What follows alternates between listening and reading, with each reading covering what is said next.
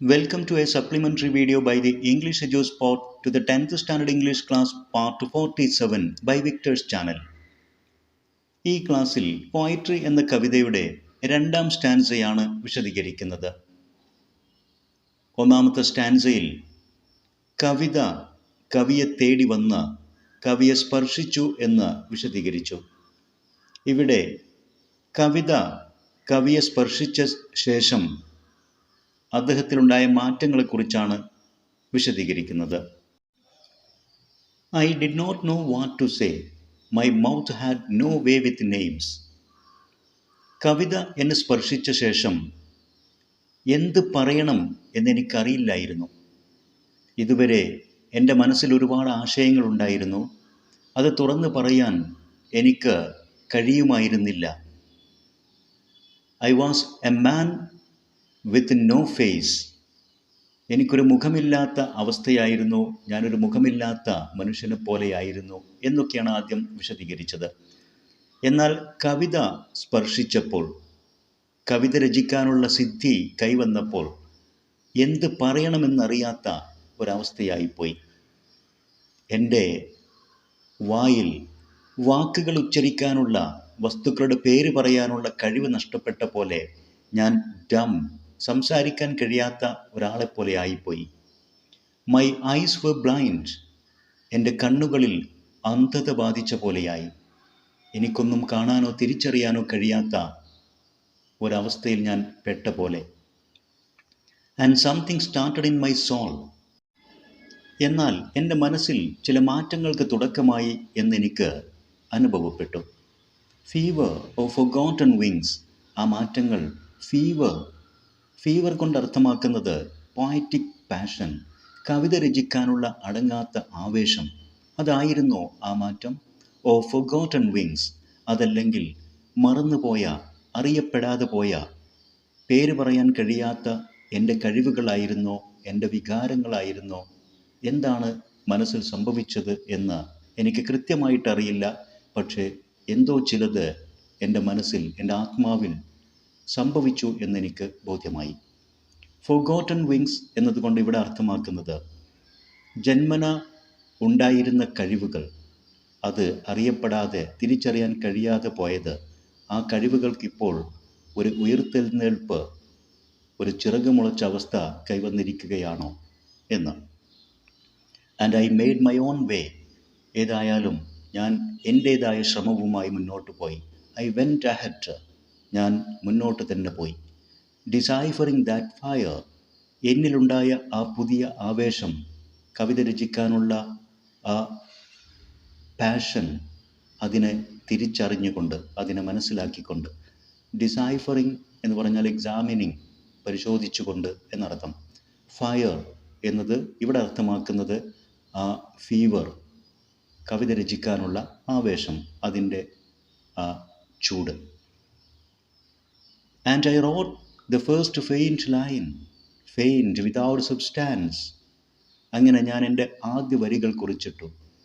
വളരെ ദുർബലമായ, അവ്യക്തമായ വരികൾ, ഫെയിൻറ്റ്.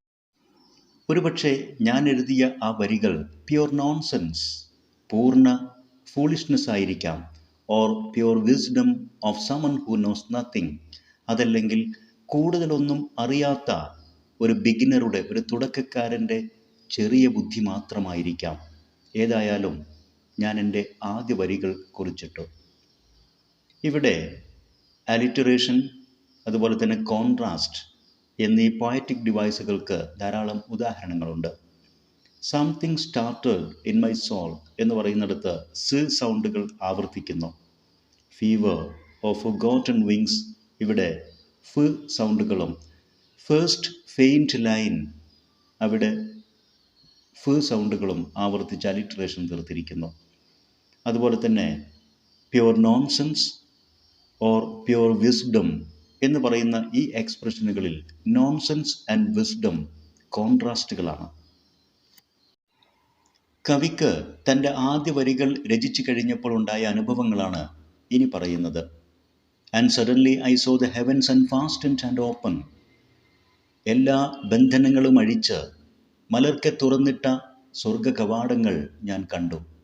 പ്ലാനറ്റ്സ് ആകാശഗോളങ്ങളെയും പാൽപിറ്റേറ്റിംഗ് പ്ലാന്റേഷൻസ്, ഭൂമിയിലെ ഇളകിയാടുന്ന തോട്ടങ്ങളെയും എനിക്ക് കാണാനായി. ഷാഡോ പെർഫറേറ്റഡ്, ദ്വാരം വീണ നിഴൽപ്പാടുകളെയും. റിഡിൽഡ് വിത്ത് ആരോസ്, അമ്പ് മുനകൊണ്ട് ദ്വാരം വീണ നിഴൽപ്പാടുകളെയും എന്നാണ് പറയുന്നത്. ഇവിടെ മരങ്ങൾക്ക് താഴെ ഉണ്ടാകുന്ന നിഴൽപ്പാടുകളിലേക്ക് ഇലകൾക്കിടയിലൂടെ അരിച്ചിറങ്ങുന്ന സൂര്യൻ്റെ കിരണങ്ങൾ ആ നിഴൽപ്പാടുകളിൽ ദ്വാരം തീർത്തിരിക്കുന്നു. അതിനെ കവി കമ്പയർ ചെയ്യുന്നത് ആരോസ്, അമ്പുകൾ ഉണ്ടാക്കുന്ന ദ്വാരങ്ങളിലൂടെ വെളിച്ചം അരിച്ചിറങ്ങുന്ന പോലെ എന്നാണ്. ഫയർ ആൻഡ് ഫ്ലവേഴ്സ്, സംഘട്ടനങ്ങളും പോരാട്ടങ്ങളും കഷ്ടപ്പാടുകളും, അതുപോലെ തന്നെ ഫ്ലവേഴ്സ്, പോരാട്ട വിജയങ്ങളും ഇടയ്ക്കൊക്കെ കൈവരുന്ന ആശ്വാസങ്ങളും സുഖസൗകര്യങ്ങളും, ഇതെല്ലാം എനിക്ക് കാണാനും അനുഭവിക്കാനും കഴിയുന്ന പോലെ ഒരു പ്രതീതി എന്നിലുണ്ടായി. The winding night, the universe, കാറ്റാഞ്ഞു വീശുന്ന രാത്രിയും, ദ യൂണിവേഴ്സ്, പ്രപഞ്ചവും ആ പ്രപഞ്ചത്തിലെ സകല പ്രതിഭാസങ്ങളും എനിക്ക് കാണാനും സ്വായത്തമാക്കാനും കഴിഞ്ഞു എന്ന പ്രതീതി കവിയിലുണ്ടായി. ഈ വരികളിൽ ഏതാനും പോയറ്റിക് ഡിവൈസസ് ഉപയോഗിച്ചിട്ടുണ്ട്. അലിറ്ററേഷൻ, പ്ലാനറ്റ്സ്, പാൽപിറ്റേറ്റിംഗ് പ്ലാന്റേഷൻസ്, ഇവിടേക്ക് പ് സൗണ്ടുകൾ ആവർത്തിക്കുന്നു. ഫയർ ആൻഡ് ഫ്ലവേഴ്സ്, ഫ് സൗണ്ടുകൾ ആവർത്തിച്ച് അലിറ്ററേഷൻ തീർക്കുന്നു. മറ്റൊരു പോയറ്റിക് ഡിവൈസ് അല്യൂഷനാണ്. അല്യൂഷൻ ടു കൊളോണിയലിസം, കോളനിവൽക്കരണത്തിൻ്റെ ഒരു ചരിത്ര പശ്ചാത്തലത്തിലേക്കൊരു സൂചനയുണ്ട് ഇവിടെ. പ്ലാന്റേഷൻസ്, തോട്ടങ്ങൾ എന്നർത്ഥമാക്കുന്നത് കോളനികളാണ്. വൻകിട രാജ്യങ്ങൾ ചെറുകിട രാജ്യങ്ങളിൽ കോളനികളാക്കി അവരുടെ അടിച്ചമർത്തുന്ന ഭരണത്തിന് കീഴിലാക്കിയ ഒരവസ്ഥ. അതാണ് ശക്തിയുള്ള രാജ്യങ്ങളുടെ പ്ലാന്റേഷൻസ്, അവരുടെ തോട്ടങ്ങൾ, അവരുടെ വിളവെടുപ്പിൻ്റെ കോളനികളായിരുന്നു ചെറുകിട രാജ്യങ്ങൾ. ആ തോട്ടങ്ങൾക്ക് ഇളക്കം സംഭവിച്ചിരിക്കുന്നു. പാൽപിറ്റേറ്റിംഗ്, ഇളകിയാടുന്ന പ്ലാന്റേഷൻസ് എന്ന് പറയുമ്പോൾ അവിടേക്ക് പ്രതിഷേധത്തിൻ്റെ ജനങ്ങളുടെ ഒരു ഇളക്കം, സമരം അതിന് തുടക്കമായിരിക്കുന്നു. മറ്റൊന്ന് ഫയർ. ഫയർ എന്നതുകൊണ്ട് അർത്ഥമാക്കുന്നത് ഇവിടെ വയലൻസ് ഓർ പ്രൊട്ടസ്റ്റ്, ചില സംഘട്ടനങ്ങളും പോരാട്ടങ്ങളും പ്രതിഷേധങ്ങളുമൊക്കെ. അതോടൊപ്പം തന്നെ റിഡിൽഡ് വിത്ത് ആരോ എന്നുള്ള ആ എക്സ്പ്രഷൻ, അമ്പ് മുന കൊണ്ട് ദ്വാരം വീണ് അതിലൂടെ വെളിച്ചം അരിച്ചിറങ്ങുന്ന എന്നർത്ഥമാക്കുന്നത് കൊണ്ട് അമ്പും വില്ലും അതെല്ലാം തന്നെ പോരാട്ടങ്ങളായിട്ട്, ഫൈറ്റ്, സ്ട്രഗിൾ, യുദ്ധം, സംഘട്ടനം, ഇതൊക്കെ സൂചന നൽകുന്നു. കവിയുടെ അനുഭവങ്ങളുടെ സെക്കൻഡ് ഫേസ്, രണ്ടാം ഘട്ടം. ഈ കവിതയുടെ സെക്കൻഡ് സ്റ്റാൻസയിലെ വരികളുടെ പാരഫ്രേസിംഗ് ഇങ്ങനെയാണ്. It was an inexplicable experience for the poet when he was touched by the poetry. കവിത വന്ന് അദ്ദേഹത്തെ സ്പർശിച്ചപ്പോൾ അദ്ദേഹത്തിനുണ്ടായ അനുഭവങ്ങൾ inexplicable, വിവരണാതീതമായിരുന്നു. He became somewhat blind and dumb. അദ്ദേഹം ഏറെക്കുറെ അന്ധനും സംസാരിക്കാൻ കഴിയാത്ത ഒരു വ്യക്തിയും ആയിത്തീർന്നു. Something started in his mind, fever of forgotten wings. എന്നാൽ അദ്ദേഹത്തിൻ്റെ മനസ്സിൽ ചില മാറ്റങ്ങളുണ്ടായി. അതൊരു ഫീവർ, ഒരു ജ്വരമായിരുന്നുവോ? ഓർ ഫോർഗോട്ടൺ വിങ്സ്, മറന്നുപോയ, അറിയപ്പെടാതെ പോയ ചില സിദ്ധികളായിരുന്നുവോ? Fire of poetic inspiration, a burning passion. കവിത രചിക്കാനുള്ള ആവേശം, തീഷ്ണമായ ഒരാവേശം ആയിരുന്നുവോ അത്? Or hidden and nameless emotions, അല്ലെങ്കിൽ ഒളിഞ്ഞിരുന്ന, പേര് പറയാൻ കഴിയാത്ത ചില വികാരങ്ങളായിരുന്നുവോ ആ മനസ്സിലപ്പോൾ ഉണ്ടായത്?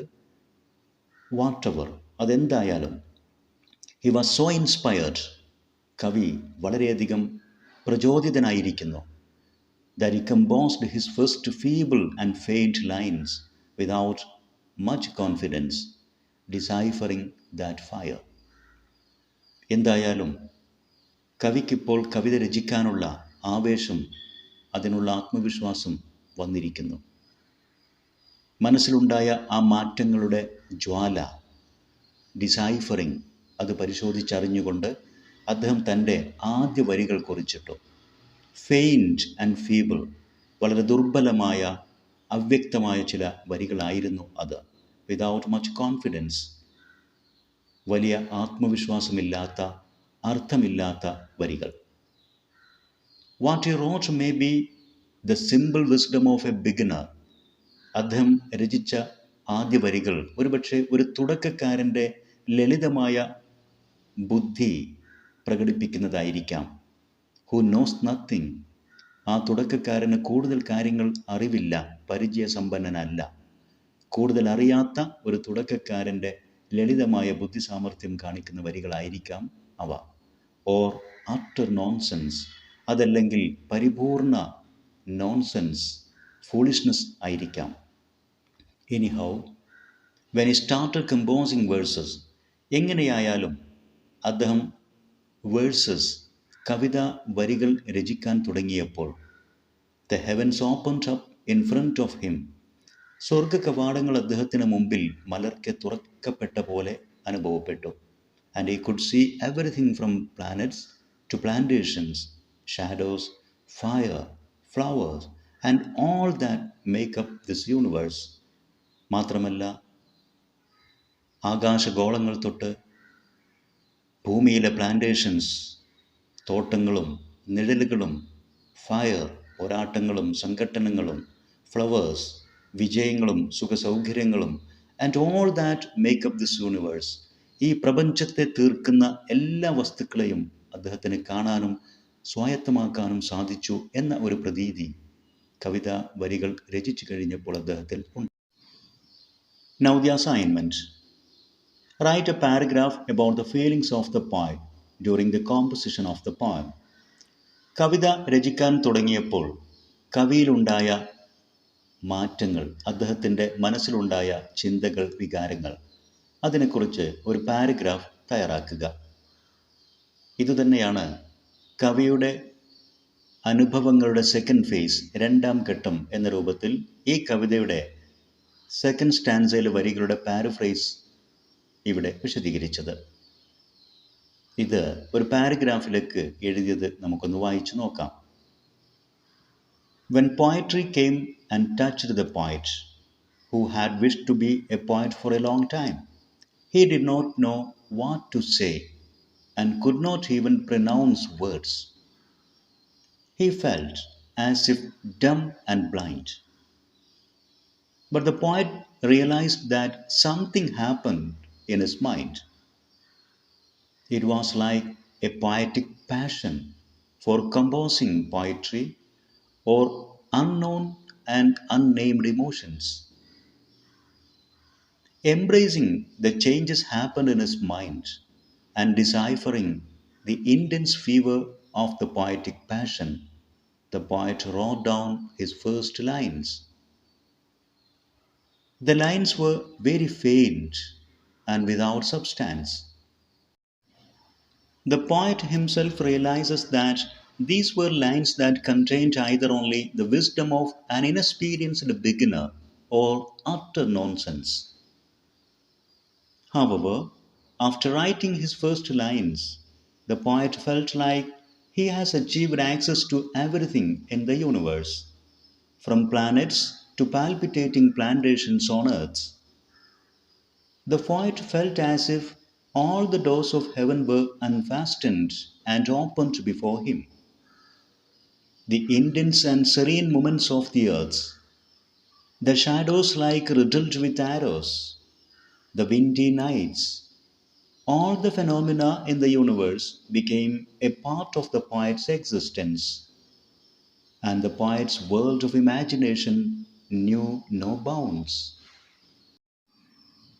പോയട്രി എന്ന കവിത വളരെ ലളിതമായി മലയാളത്തിൽ വിശദീകരിക്കുന്ന വീഡിയോസ് ഇംഗ്ലീഷ് എജുസ്പോർട്ട് നേരത്തെ അപ്ലോഡ് ചെയ്തിട്ടുണ്ട്. ഈ കവിത ശരിയാം വിധം മനസ്സിലാക്കാൻ വിദ്യാർത്ഥികൾ തീർച്ചയായും ആ വീഡിയോകൾ കാണുക. അവയുടെ ലിങ്ക് ഇവിടെ ഡിസ്ക്രിപ്ഷൻ ഭാഗത്ത് നൽകുന്നുണ്ട്. ഈ വീഡിയോയിൽ വിശദീകരിച്ച കാര്യങ്ങൾ വിദ്യാർത്ഥികൾക്ക് തീർച്ചയായും ഉപകാരപ്പെടും. ഇത്തരത്തിൽ ഉപകാരപ്രദമായ വീഡിയോസ് തുടർന്നും ലഭിക്കാൻ English edu spot edu video YouTube channel subscribe ചെയ്യുക. നിങ്ങൾക്ക് ഉപകാരപ്പെട്ട വീഡിയോസ് നിങ്ങളുടെ സുഹൃത്തുക്കൾക്ക് ഷെയർ ചെയ്യുക. നിങ്ങളുടെ വിലപ്പെട്ട അഭിപ്രായങ്ങളും നിർദ്ദേശങ്ങളും കമൻറ്റ് ചെയ്യുക. Thanks for watching.